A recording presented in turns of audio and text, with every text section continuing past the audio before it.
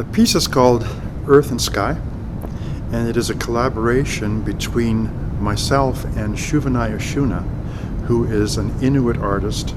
She's from Cape Dorset, Canada, which is in the Arctic Circle.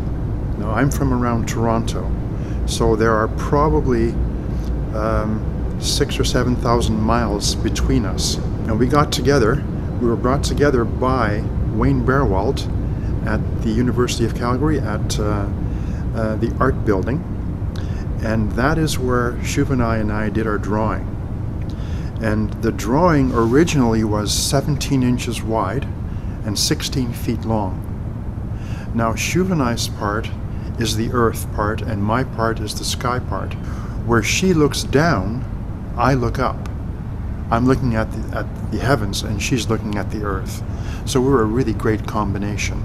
The combination made for this phantasmic representation of our planet. And the whole thing is a big lie. I make elaborate lies about the universe because I extract these marvelous shapes which you see here. Some are colored and some are black and white. But they're all based on stars and astronomical phenomena such as quasars, dust clouds, Magellanic clouds, all kinds of fascinating things. And that is combined with Shuvinai's interest in her landscape, in other words, her immediate environment. We notice that there are very different kinds of star groups and constellations. And we come along to this marvelous, it looks like a plume. It's not a plume, it's actually Halley's Comet. And this is not the way Halley's Comet actually looks. This is a representation of Halley's Comet made in the 1500s by a man called Peter Apian, who was an astronomer. Where the shape right here, which is blue with the letter 1 beside it, is taken right out of the Peterson Field Guide to the Stars. And that is from the late 80s or the 90s. There are other images on here that are from Hubble.